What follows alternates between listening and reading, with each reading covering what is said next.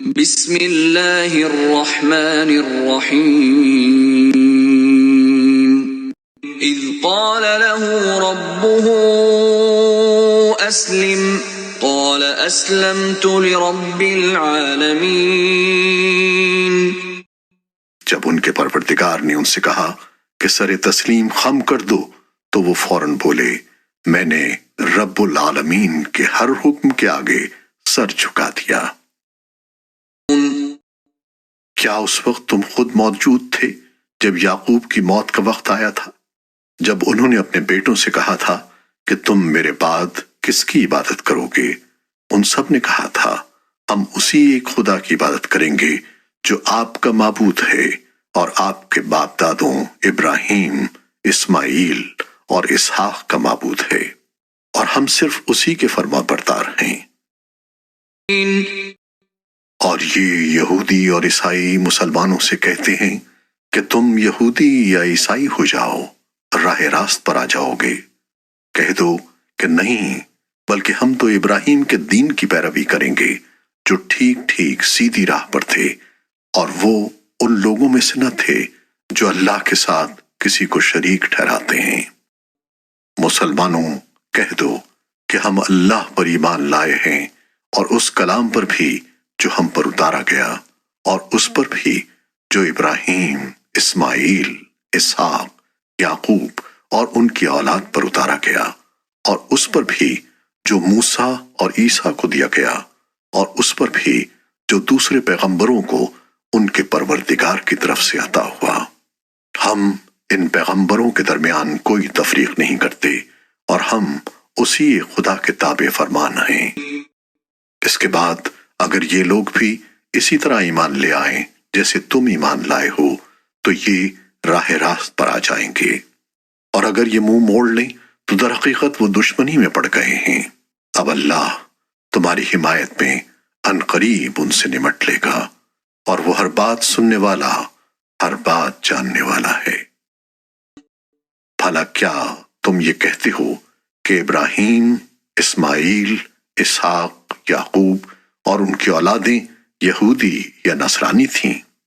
مسلمانوں ان سے کہو کیا تم زیادہ جانتے ہو یا اللہ؟ اور اس شخص سے بڑا ظالم کون ہوگا جو ایسی شہادت کو چھپائے جو اس کے پاس اللہ کی طرف سے پہنچی ہو، اور جو کچھ تم کرتے ہو اللہ اس سے بے خبر نہیں ہے۔ كانوا يعملون۔ بہرحال وہ ایک امت تھی جو گزر گئی، جو کچھ انہوں نے کمایا وہ ان کا ہے، اور جو کچھ تم نے کمایا وہ تمہارا ہے، اور تم سے یہ نہیں پوچھا جائے گا کہ وہ کیا عمل کرتے تھے۔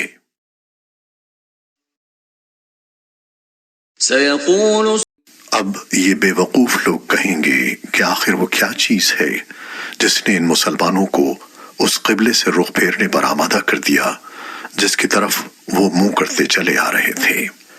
آپ کہہ دیجئے کہ مشرق اور مغرب سب اللہ ہی کی ہیں، وہ جس کو چاہتا ہے سیدھی راہ کی ہدایت کر دیتا ہے۔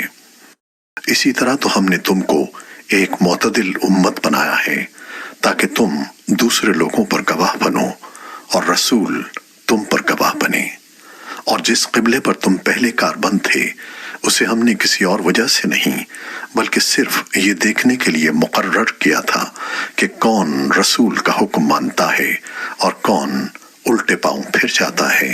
اور اس میں شک نہیں کہ یہ بات تھی بڑی مشکل، لیکن ان لوگوں کے لیے ذرا بھی مشکل نہ ہوئی جن کو اللہ نے ہدایت دے دی تھی، اور اللہ تعالیٰ ایسا نہیں کہ تمہارے ایمان کو ضائع کر دے۔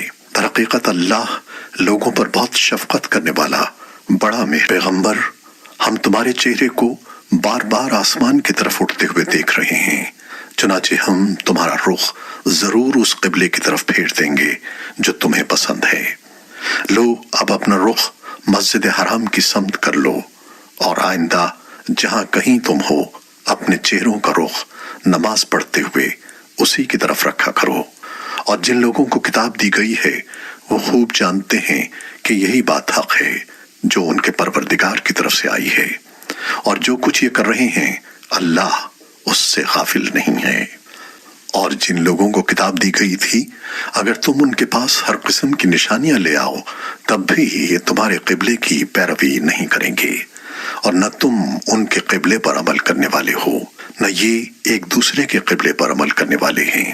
اور جو علم تمہارے پاس آ چکا ہے اس کے بعد اگر کہیں تم نے ان کی خواہشات کی پیروی کر لی تو اس صورت میں یقیناً تمہارا شمار ظالموں میں ہوگا۔